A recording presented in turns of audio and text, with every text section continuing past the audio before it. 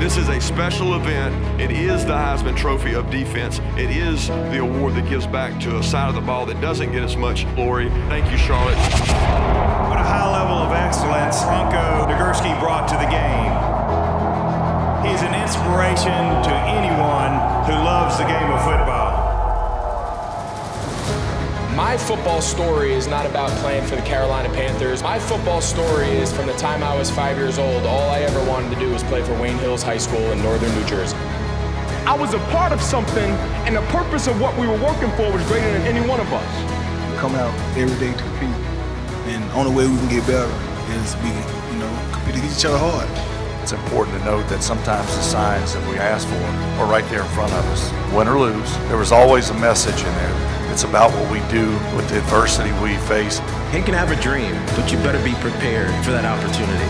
It's a lot of hard work. I mean, it's nothing is given. I mean, you have to earn everything. I'm honored to be here today. You do such wonderful work. The funds you raise for scholarships around the area, that's wonderful. A very heartfelt thank you to members of the Touchdown Club for your support of 16,000 plus students who you all are impacting annually. Studies show that GPAs and graduation rates are higher, absences and dropout rates are lower. What I've learned in my life is you can accomplish anything in this world. If you want to do something bad enough, you'll find a way.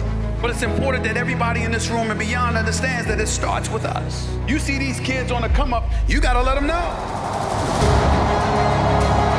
Football was a gladiator sport. Only gladiators played football. Tonight, you are going to get a glimpse of excellence of our finalists and what they have brought to this game. Their dedication, passion, and brute strength, along with their ability to make key plays during crucial moments in big games. The Football Writers Association of America and the Charlotte Touchdown Club are proud to present the 2020 Bronco Nagurski Trophy to Zaven Collins from the University of Tulsa. Thank you to the Football Writers Association for presenting me this trophy and selecting me to be a Nagurski winner. Thank you to Charlotte Touchdown Club and Lending Tree for entrusting with me and putting my name on the trophy. It really means a lot to me. Him winning this award is just a tribute to him, his family, our program, this university. Growing up around the game, I have a deep and abiding respect for those who have paved the way. Bronco Nagurski was a true pioneer of our game.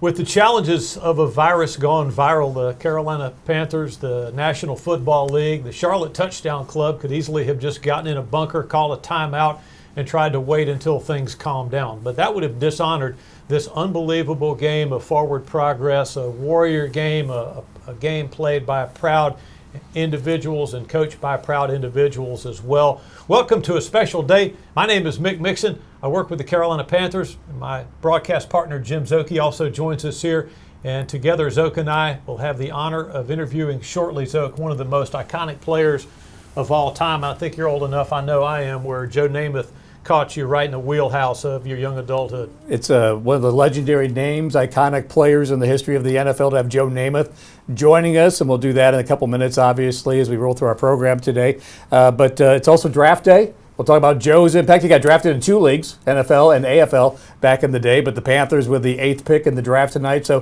football feels very much back right now. We got stuff like the NFL draft happening tonight in Cleveland, and it'll be exciting to see Trevor Lawrence going to Jacksonville, obviously, and what the Panthers are going to do with that 8th pick.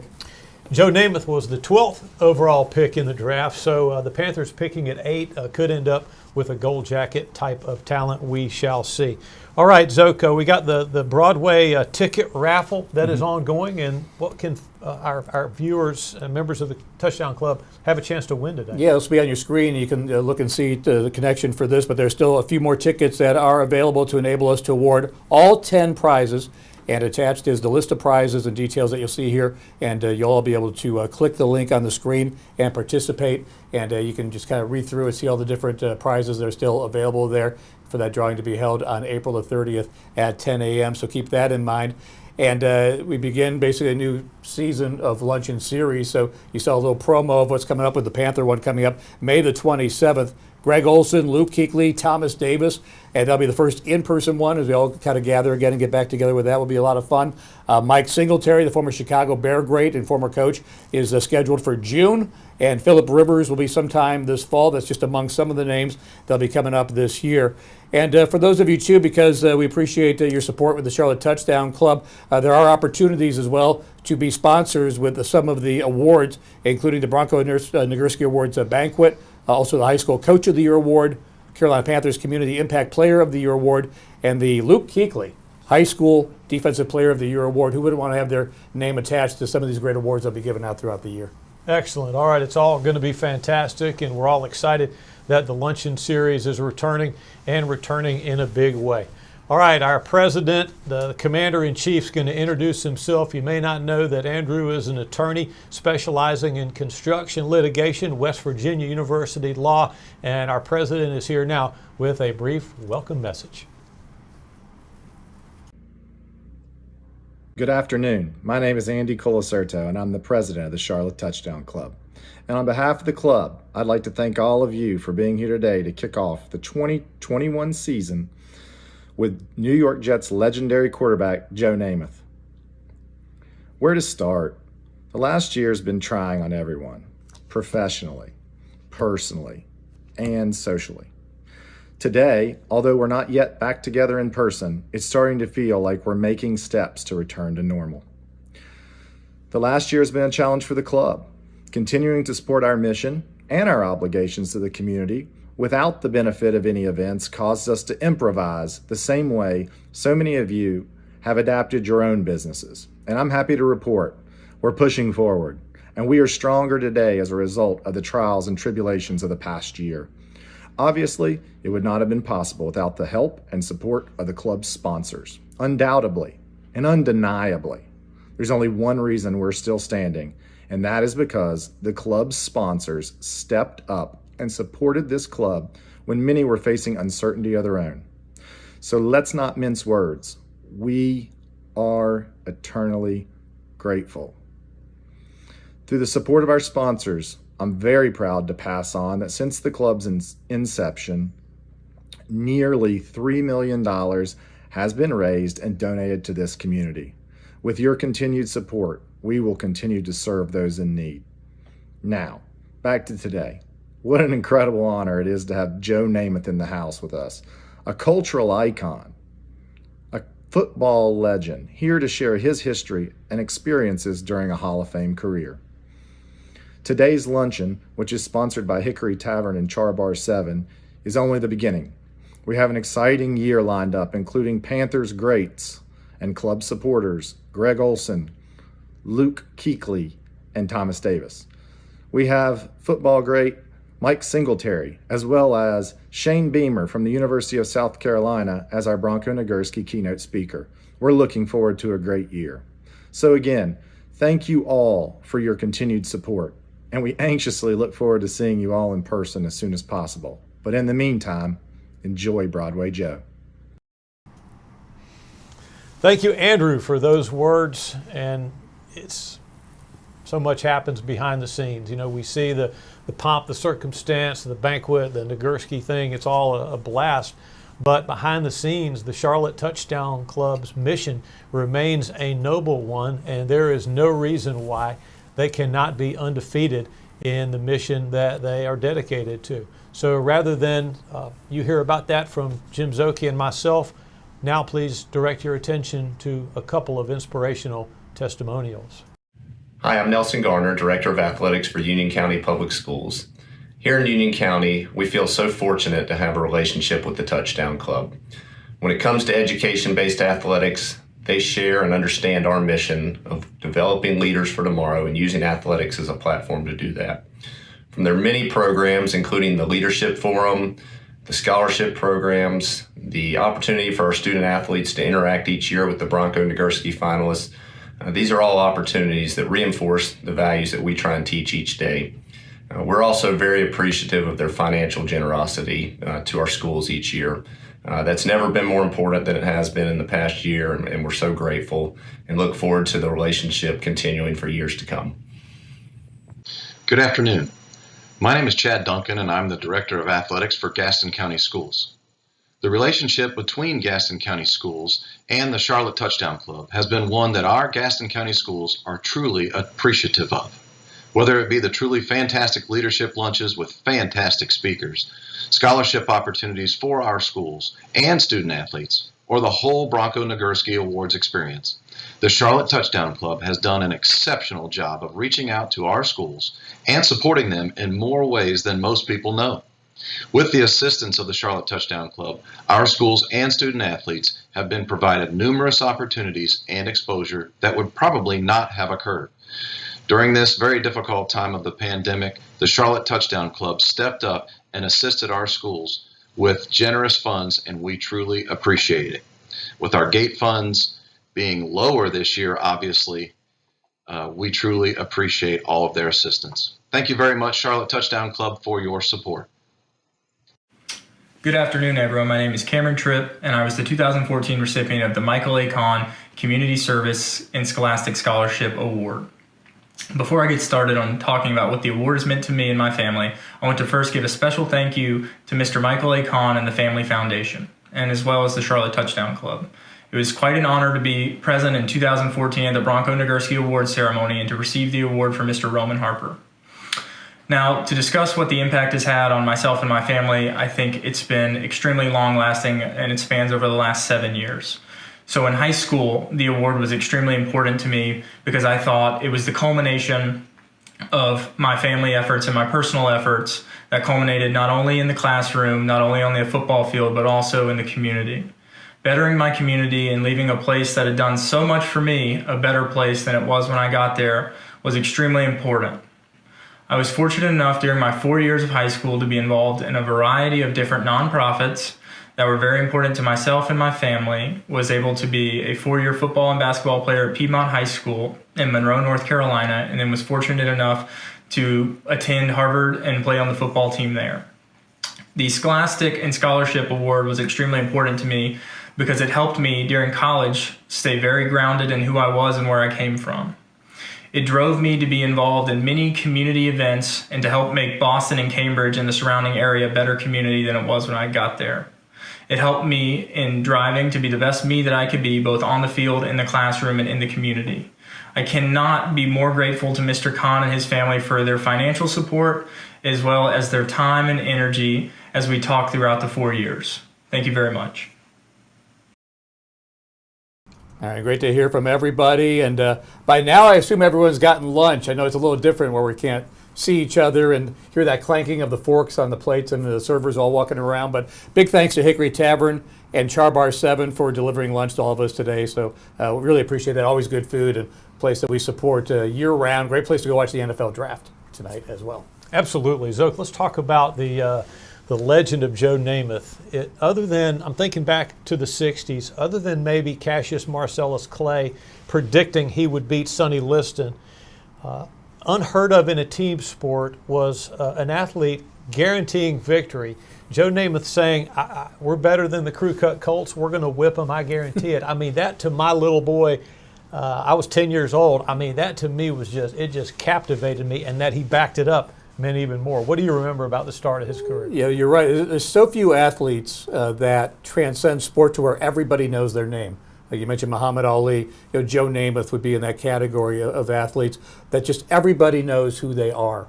And this is pre-cable and dish and all this. That's pre-internet. It's pre-everyone having a cell phone in their pocket. So think how hard that would be back in the day to be iconically known. And of course, we'll talk about this with Joe, but as a football player, but movies and TV. He actually did Broadway. Broadway Joe actually did some Broadway. I mean, he's done just everything that was kind of pop culture and sports related and was a bigger than life personality. And to have him here today, one of our guys behind the scenes said they did a little check-in with him earlier that the kind of got the goosebumps on the arm a little bit. It's like, that's Joe Namath. There's not a lot of people that make you think that way. 100%. And, Joe Namath, before the word swagger was even in our culture, he was that. And then before we have the highlight video, so much dissection now on the throwing motion, the angles of the arm and the release and all that. could there have been a more poetic, a more beautiful release of the football than what came out of Joe Namath's right shoulder? No, and you think the great Bear Bryant at Alabama said greatest athlete he ever coached was Joe Namath. And think of all the great ones that came through that storied Crimson Tide program. Won a national title there. As you mentioned, he was drafted in both the AFL, where he was the first pick overall by the Jets, 12th pick by the St. Louis Cardinals. Obviously chose to go initially with the AFL and the New York Jets. But wins a national title in college, wins a Super Bowl. He was the first player to do that, win a national title as a quarterback in both college and pro the way that he did. So we're not going to bore you with stats and numbers and things like that, but just to kind of give you a little history, because it's been so long in some cases for some folks, generations that have been born that don't maybe realize what he meant to the sport of football, both college and pro. Somewhere in a closet, I still have that Sports Illustrated where he's on the cover as a Ram, and he finished up his career as a Ram, and what an incredible legacy he has had. So don't take our word for it. Let's take a couple of quick snapshot looks at the amazing career of one of the most famous football players of all time, Joseph William Namath.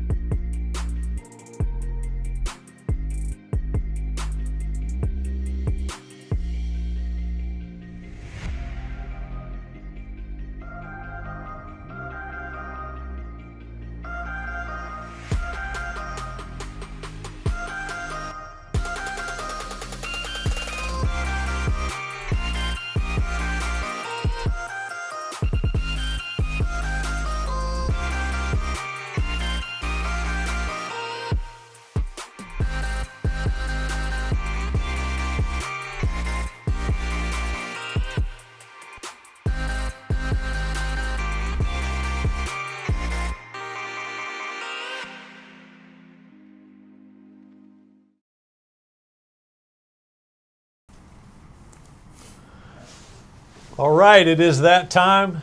We welcome Joe Namath to the Charlotte Touchdown Club. Joe, my name is Mick, as in Mick Tinglehoff. This is Jim, as in Jim Kick, and it is our honor to speak with you. Where are we dialing you up from? Where are you now, and what is it? Give us some sense of what your 77-year-old life is like right now. Well, I'm in Tequesta, Florida, right here on the East Coast. And I've been in this home of mine with my family, daughters. Of course, they live next door now. But I am here alone most of the time, with the exception of my couple of dogs and grandchildren. Right on the Loxahatchee River. Been living here for 32 years. Well, it's great to hear your voice and to see you. I see you every day on TV. There's always a commercial or something, Joe, so I feel like you're always, throughout your entire career, now retirement, continue to be very involved. And does that take up a little bit of your time as far as doing some of the production and TV commercials and advertisements, those kind of things that you're doing? Well, Jim, and thanks for mentioning Jim Kick, too, Mike. He was an old buddy. I'm sorry he's not with us any longer, but he was a great guy, man. He and Zonka, you bring back some good memories. We used to run around a little bit together back in well, old age, you might say. And all of a sudden, Jim, I forgot what you asked me. With all, I see you every day on TV doing advertisements for different things. Is that something that takes up and occupies quite a bit of your time, doing TV commercials and those kind of things today? Well, it doesn't take a lot of time. I enjoy doing it. That's certainly a good product to help to a lot of people. But most of the time with this COVID that we've had for the last, 2 years we're going on here, and I haven't made a trip since December of 19.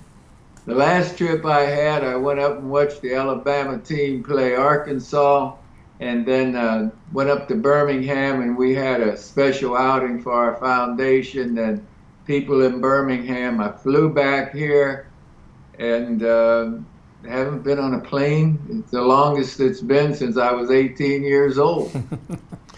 Joe, you look great. You sound good.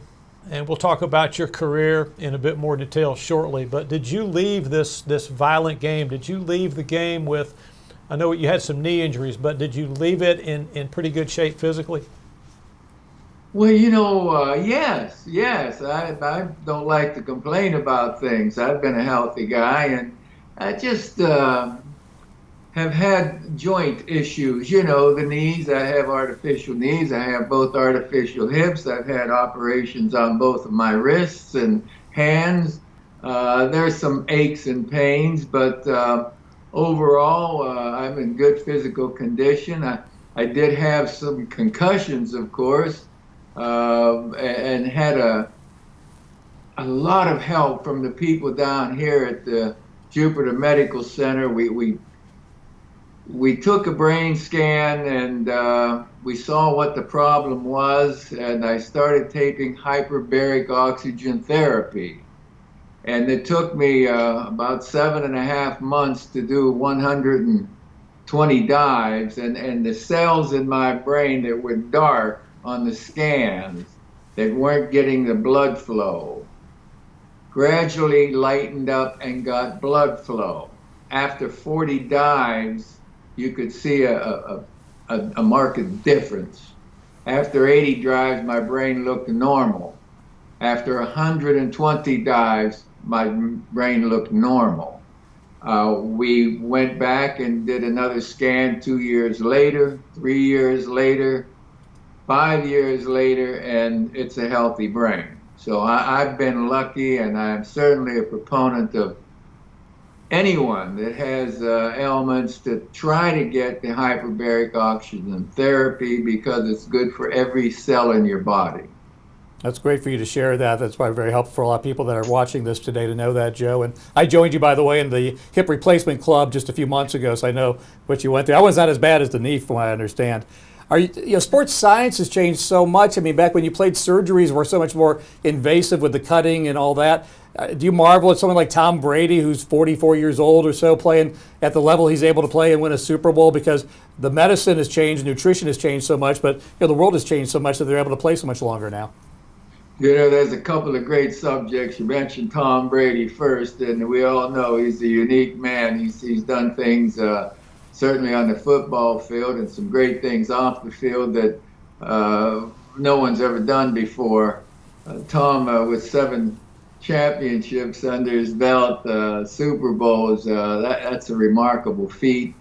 And the conditioning that he's maintained over the years, and the league, again, the game, the sport has changed. The nutrition has changed. The working year-round has changed. The athletes are bigger, stronger, faster than ever before in all sports. And they work at it longer than we did back in the 60s. We'd have a football season, and after the season, we'd go home. We wouldn't start working out until maybe April or so. I'd go back to the University of Alabama. They let me use the facility there, and I'd get in condition, better condition, getting ready for training camp. But the guys do it year round today, all over. Every facility's wonderful form, and the coaches. You know, Jim, I went to the Jets. We had Weeb Eubank and 4 assistant coaches. I know with your Panthers, there are 2 assistants to the coaches and 27 or 25 other coaches on the staff. Yeah. The game has really evolved. It's so much better. The guys that do the coaching, and man, I used to watch our coaches at Alabama, and I used to do it myself, study films in high school on that 8mm projector, you know, taking the films down, splicing the film. And today there's so much more, I guess, able to delve into their jobs and study the other teams, the opponents, study themselves more efficiently than ever before. It's been wonderful changes. The great Joe Namath, Charlotte Touchdown Club guest today. Joe, we'll get into your career and your early career life a little bit more in a second, but here in Charlotte and all through where Panther fans live and follow the game, there's some interest in Sam Darnold, a former Jet that the Panthers traded for. What are your opinions about this trigger man and how he could fit into this Joe Brady coordinated offense here? Well, number one, I like Sam Darnold. I've had the pleasure of being in his company over the last few years a few times at least, and the players on the Jets certainly respected Sam. They liked the way he conducted himself, and they liked the kind of a teammate that he was there. Now, the Jets didn't have the top-notch material that you'd like to have, that every team would like to have, actually. Sam's supporting cast wasn't as gifted as some other teams, but Sam himself, he knows he needs to improve on a few things. I'm sure he wants to improve on his passing accuracy. Every quarterback wants to improve on their passing accuracy. Sam's played 3 years, and I try to think of myself, where was I in my 3rd year, and watching and how much we improved with the mental part of the game too. Sam will be with you guys for 15 years or so if Lady Luck stays on his side with injuries, you know. I believe that. And if he's not going to be with the Panthers, he'll be somewhere else. He's a fine player and a fine young man.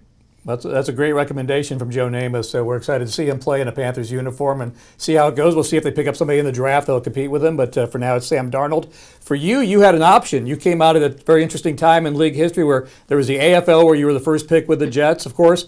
The NFL St. Louis Cardinals went with you as well. They were, I guess, the 12th overall pick for you, and you choose the Jets, obviously.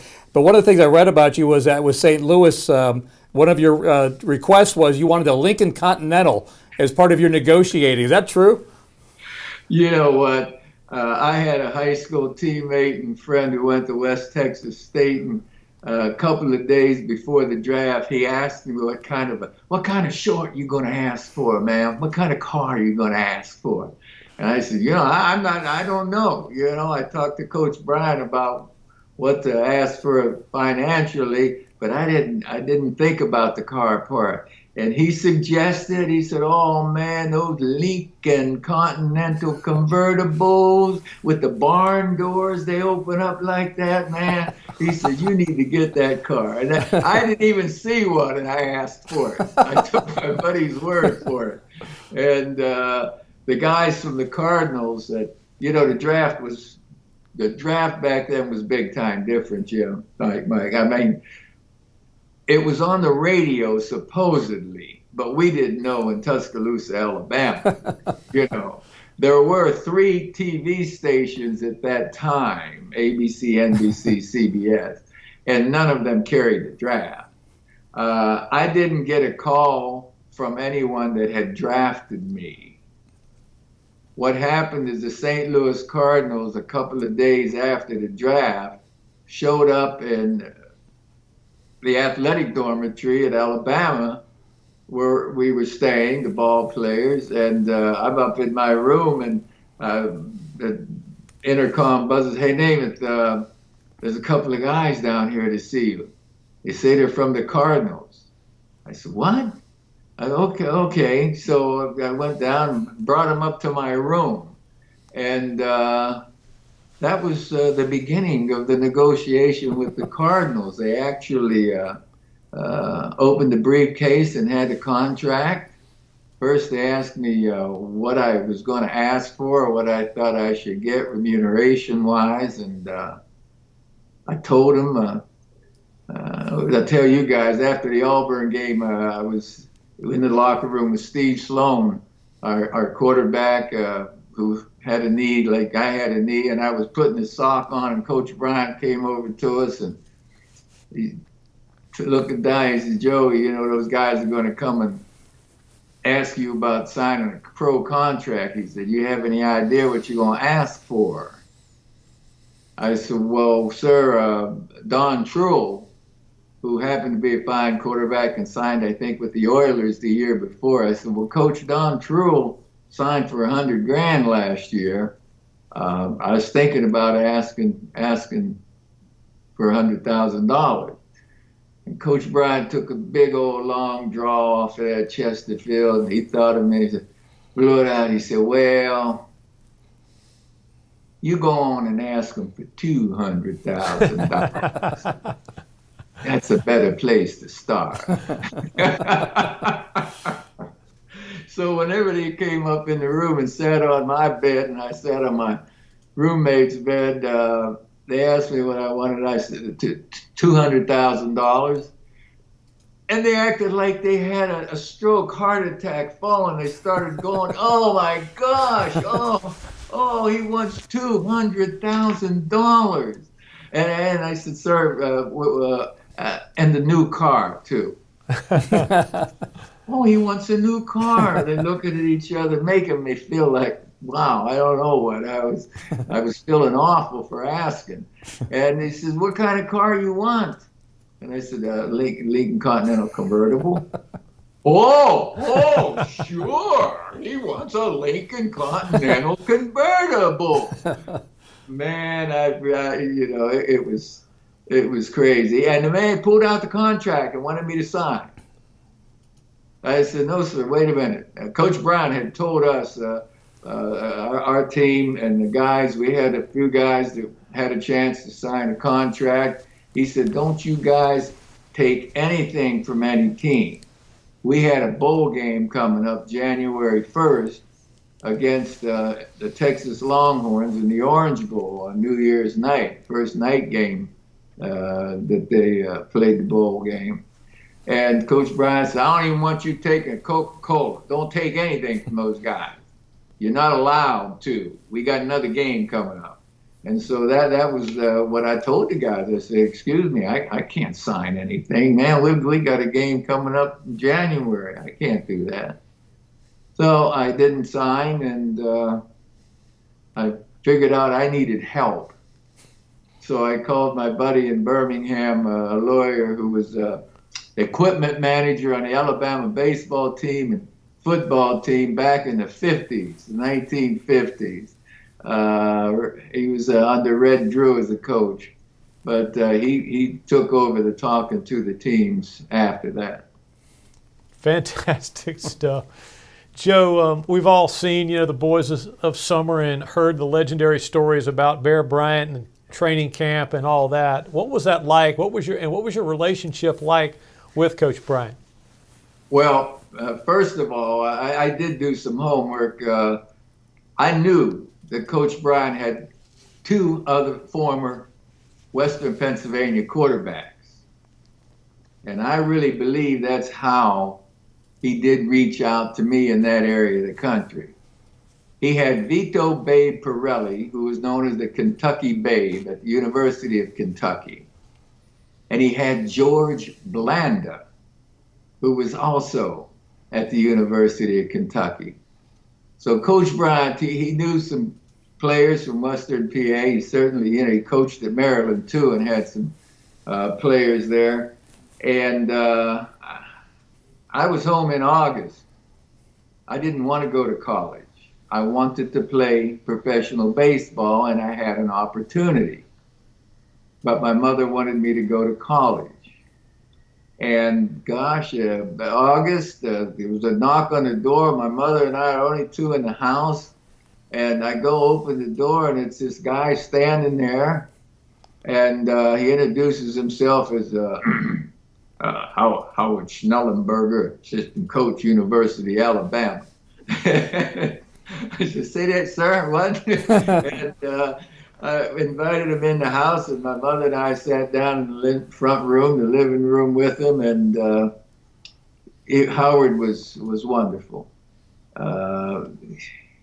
You guys probably, I'm sure you know of Howard Schnellenberger. We lost him a short while back, too. He moved on to that big game somewhere else, man.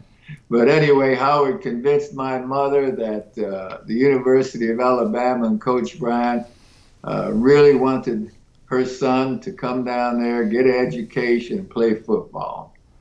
Boy, she went upstairs, packed me a suitcase you could put underneath the seat in front of you on a plane, you know? Packed me a suitcase, gave me a $5 bill, and hug and kiss, and said, Coach, you go ahead, you take him. And that's Howard and I flew to Tuscaloosa. I never had visited the campus prior to that, and it changed my life, of course. And getting to meet Coach Bryant for the first time was a rather unique situation, too. We got down to Tuscaloosa, and it was August already, so the team was full practice, and man, getting ready for the opener with Georgia. And Howard and Coach Bryant exchanged a few words. Coach Bryant was up on his tower where he could oversee a few different practice fields, the whole area. All of us, I learned, knew that his eyeballs were on us individually at all times. And the assistant coaches knew that too, really felt that way. So Coach Bryant and Howard said a few words, and Howard turned to me because I didn't understand what they said. And Howard said, go on up there. He wants you up there. I said, sir? He said, go on up, come on over here. Go on up, climb. And I climbed up the ladder to see Coach Bryant, and that's how I first met Coach Bryant. You know, he helped me through the last step and put the chain back on around the top. And we stood up there for maybe 5 minutes, whatever, and talked. I understood one word he said.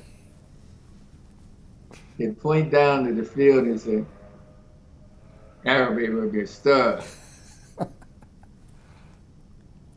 Yeah, everyone, he was stud. Well, I could understand stud, but I didn't know what a stud was at the time. And it was a bit perplexing, but I knew Coach Bryant's reputation as a football coach. I was a fan, of course, and from Dave Pirelli and George Blandon, man, I knew how good a coach, or I didn't know for sure, but I had heard plenty of Coach Bryant, and he treated his players,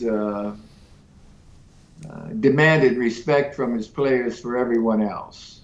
You know, and the players Coach Bryant coached were respectful not only to Coach Bryant, the staff, but even off the field for the most part, or you didn't stay there.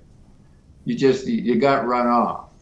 A lot of the guys, my freshman class, there were 44 of us, I believe, and 11 of us left after 4 years. I mean, we're still there after the 4 years. The practices were hard and hot. Tuscaloosa, Alabama, in August. Hey, and it had a paper mill. There was a paper mill in town at Tuscaloosa that I was able to work at between my sophomore and junior year. I never smelled anything so putrid in my life as that paper mill stuff coming down. you get used to it, but it was an awful odor. And I was really questioning whether I had done the right thing in coming down there, but I had to stick it out. Long way from Pennsylvania. And you mentioned you had Major League Baseball offers. And were you not supposed to go to Maryland before you went to Alabama? Was that your first choice? Yes, it was. Maryland had Tom Nugent there. And Tom Nugent put an I formation in, maybe when he was at Florida State or whatever. But he was a head coach at Maryland, and he loved to throw the football. He loved the wide open game. And Tom Nugent, he was quite a personality, man. He was terrific. It was only 300 miles maybe from my hometown, and there were a lot of guys there from Western Pennsylvania and Ohio,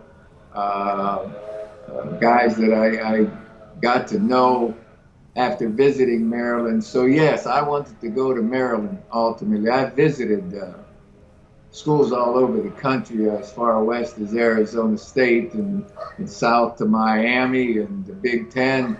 But I settled on Maryland. I didn't score enough points, grade high enough on my college boards to get into Maryland.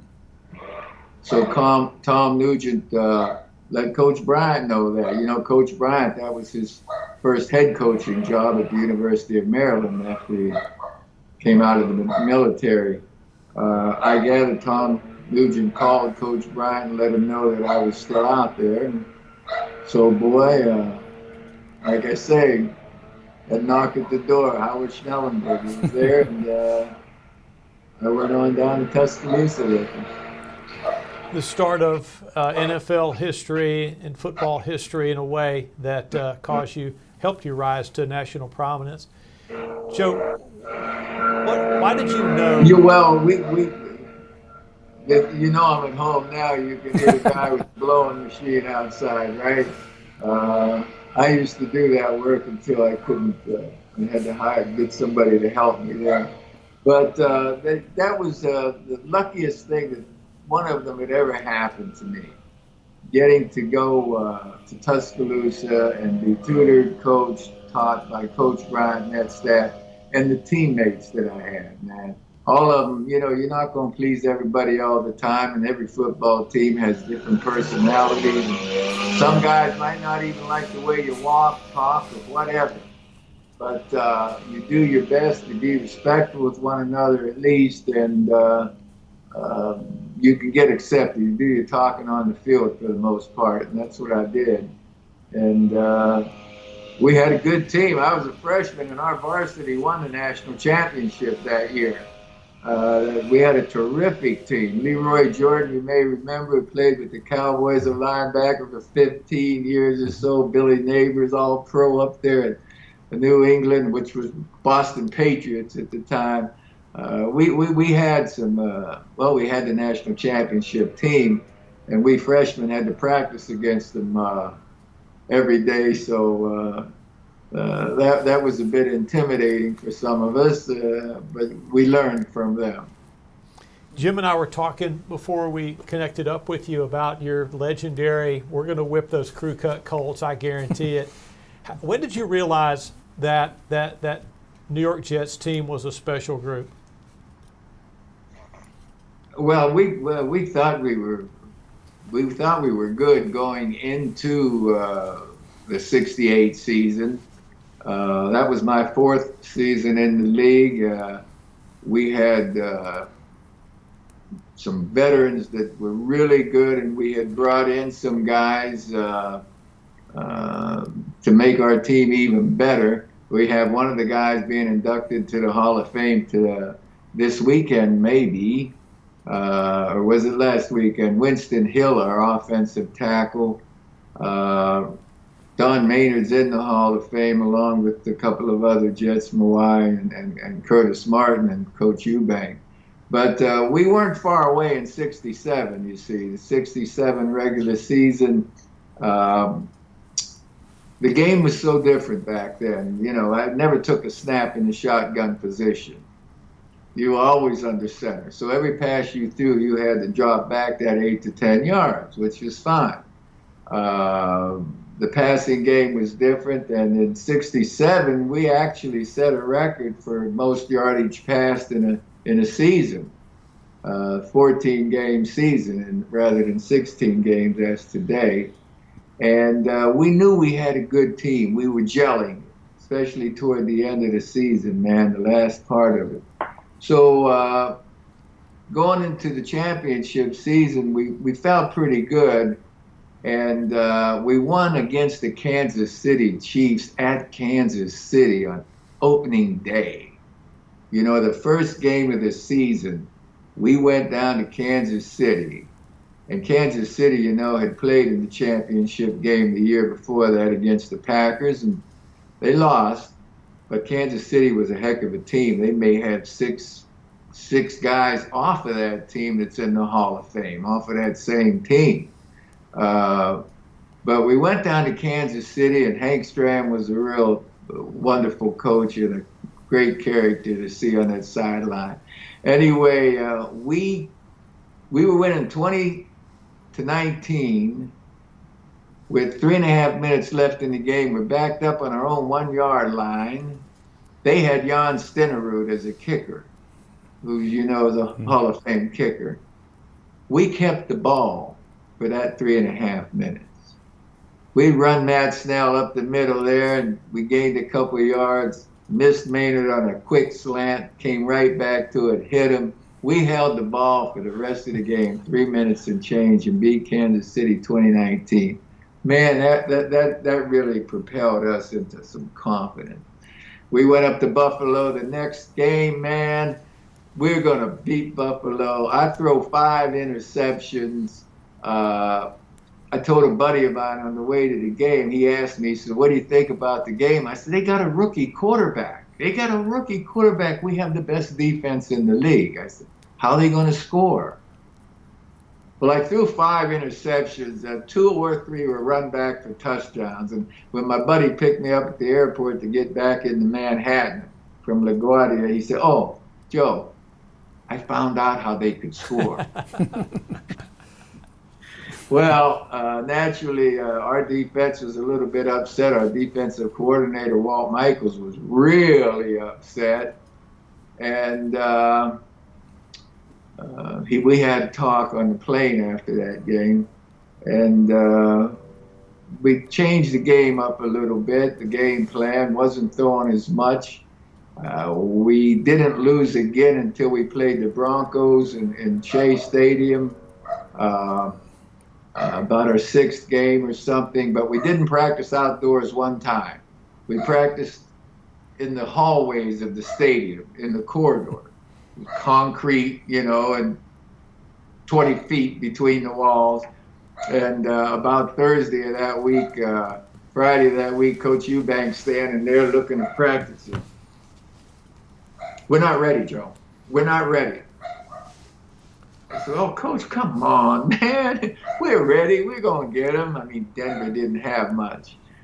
Well, I threw 5 interceptions that game, and we lost to Denver. We lost to the 2 last place teams in the league that season. We had 3 losses. The 3rd one was the Heidi game out in Oakland. Right. And that's when NBC took the game off the air late, and we were winning. And then a couple of things happened. We turned the ball over. Our receiver ball hit him, and they got it, whatever. The officials were so bad that game, our defensive coordinator went to the dressing room that they were in and knocked on the door. They wouldn't answer it. He knocked the door down. Walt Michaels. He was a terrific linebacker for the Cleveland Browns before he became a coach, and he ended up being the head coach of the Jets beginning in 1977. Yeah. So those 3 games we lost, and after beating Oakland in the championship game, man, because that was the toughest game I'd ever been in physically, and we won. You know, you get in a tough physical game, so before that, you lose a tough physical game. At least That was the toughest physical game that we had played in, or that I had ever played in, and got hit enough different ways, but we beat them. We beat them. That's awesome. We were ready to go to Miami in the championship. And the rest is history. So, Joe, we'll just give you a few more minutes, but we would be remiss if we didn't ask a little bit about the Broadway Joe, part of the Joe Namath legacy. And as you look back at all the movies and the commercials and the TV shows, and filling in for Johnny Carson, Tonight Show, and the partying, I just kind of encapsulate all that together. Did you enjoy all of that? Did it ever get overwhelming to be Broadway Joe? Or what was it like? Because you're in the biggest city with the biggest spotlight, one of the biggest positions in the NFL, winning Super Bowls with the Jets. What was that like to be Joe and to have all that on your shoulders? Yeah, it would have never worked had it not been for the president of the New York Jets team, a gentleman named Sonny, or David A. Werblin.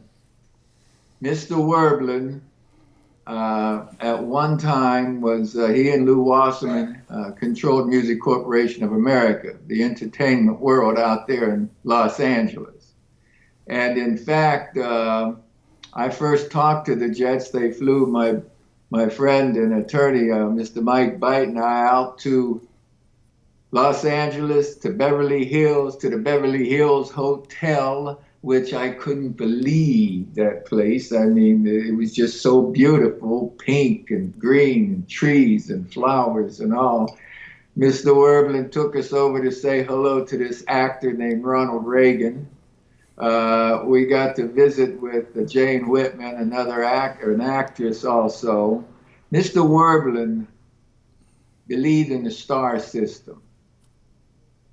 He wanted football to have the star system. He wanted our team. He helped me get out front.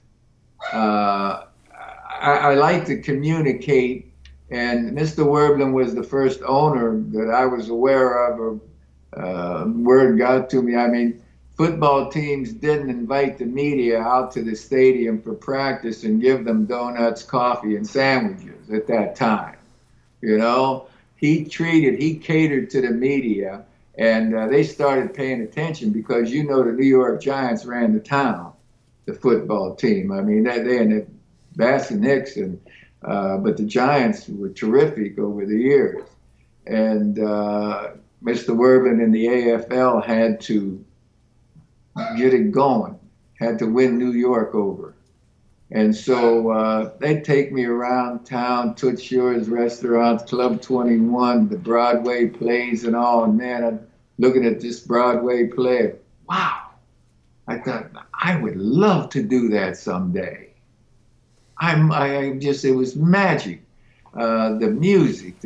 Anyway, it was because of the people that I was around. It wasn't because of Joe from Beaver Falls or what. I didn't have those dreams. I didn't have the kind of aspirations that would develop later because of meeting Coach Bryant. My high school coach was the man that really helped me develop as a quarterback with footwork and studying and all. Larry Bruno, he introduced me at the Hall of Fame, Professional Football Hall of Fame. But the other people, they got me going. And I've always liked to say I'm coachable. You know, help me if you can. And that's what happened in New York, man. And we won. We won the championship. And I know any city's got to crave winning the championship. I know your Panthers got there once and came close. But yeah, the fans are craving that championship. And before we run off, there was one coach with the Panthers that was one of my favorite people of all time, and his wife too. She helped me get through geography, science in college. Richard Williamson. Mm-hmm. I don't know if you guys go back that far to Richard, but Hard Down, his nickname was Hard Down. Hey, Hard Down. He was hard down, man. Anyway, Richard caught the first touchdown pass I ever threw on the varsity. And getting ready to visit with you guys, the Panthers, yeah, wow, Richard, you know. So thanks for bringing that memory back about Richard, too. Yeah. Joe, that's fantastic stuff. Let's end it with you right here. Families tend to fall into two categories, those that have been touched by alcohol and alcoholism and those that are going to be. And you've been open about your struggle there. Where would you rank your sobriety on a list of things that Joe Namath is proud of? Proud's a word that, I don't know, growing up, we weren't allowed to be proud, so to speak. It was misunderstood to a degree. But, you can be proud of your children or proud of an accomplishment without going overboard. I'm thankful. I am thankful. I am lucky. I got an education. I went and reached out for help. We can all develop a problem, whether it's addiction to medications, whether it's addiction to alcohol. I've often said the two most addictive substances that are legal is sugar and nicotine. We could all cut back on the sugar and hopefully eliminate the nicotine. But I knew I needed help to get a different attitude to be able to stop drinking. I needed coaching. I needed guidance. And I recognized that after the incident in New York at a night game that the Jets had, whenever I was inebriated. And I embarrassed a young lady doing her job. So I came back home and I went to an institution, a center, and checked in, and I started learning about it. But I was determined for my children and hopefully grandchildren then at the time. It's been a good while. I was what you call a dry drunk when it came to drinking for 13 and a half years. I just quit. I just stopped because our first child was there, and my former wife said, "You have got to stop." And I didn't take it seriously for a year or so, but then she convinced me, and I stopped for 13 and a half years. And then I later found out in AA that I used a divorce, going through the divorce, as an excuse to go back to drinking. And then that's what it was, I guess, an excuse to go back and drinking. And I did that for a handful of years. But then again, the incident happened, and I just knew I needed to find out about it and stop. And I did, and I'm sober to this day. And when it comes to drugs now, I'm going to tell you, you guys know about this Oxycontin that's been out there and all. My last, I had a surgery on my wrist a while back, years ago now, and they gave me these Oxycontin pills, gave me 80 of them. 80. I came home here from the surgery. I took a pill. I'm walking outside and walking around my yard, and I'm thinking of things, man, that whoa, what is this? So 4 hours later, I got to take another pill. I take another one, and I found out that it was behaving different with me. It reminded me of morphine. My first knee operation, they gave me morphine, but they told me coming off the morphine, I might feel some pain in a sense of anxiety and frustration. Anyway, I did get off the morphine in the hospital whenever they asked me, but the Oxycontin was crazy. I was thinking while I'm walking around about things I never thought about. But I'm looking at my watch to see if it's 4 hours so I can take the next one. I took 79 of those pills. I went back to New York, went into the doctor's office, sat down with him, and I put that 80th pill on the table in front of us. I said, "Doc, don't ever give me one of those again." And I told him why, and he said, "Okay." Well, lo and behold, I went up again and had my other wrist operated on. And do you know what they gave me? The prescription. My daughter Jessica went and picked it up, came back. She said, "Daddy, look what they gave you. 80 Oxycontin pills." So I told her, I said, "You know what to do with them?" She did. She went to the commode, poured them in the commode. I called the doctor and told him what happened. And that's when I learned, a lot of the system, they're so busy in a lot of places. They have so many patients sometimes. If somebody operates on somebody, it's a hip, the receptionist or whoever allocates what drugs they're going to get, the doctor just signs, just sign. It was automatic. So that's how I discovered, and I believe the system worked for a while until the Oxycontin industry, our government stepped in finally and straightened that out. But I'm sober and healthy. We're not taking any drugs and we're not drinking because I have 6 grandchildren, 2 daughters, and they're guys. So things are cool. That, I think I would speak for you, Szoke, was as authentic, as real, and as enjoyable a Charlotte Touchdown Club interviews we've ever had. It really is. And Joe, we appreciate you. We covered a lot of ground in like about 30 minutes with you there, but we appreciate you being genuine and down to earth, and really enjoyed it. But I told people we were going to talk to Joe Namath today. I mean, people talk about goosebumps on their arms. I mean, you're an icon, and you're Joe Namath every day, so you get a lot of people that probably tell you things like that. But you really are a national treasure, and we just appreciate you taking time with us today.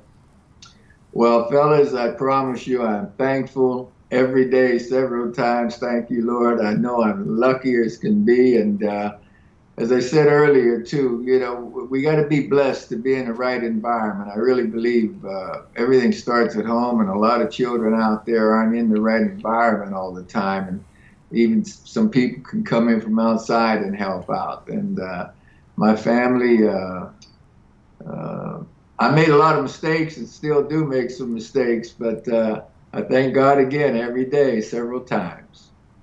Come see us if you're ever in Charlotte, and thanks again for being with us on the interview.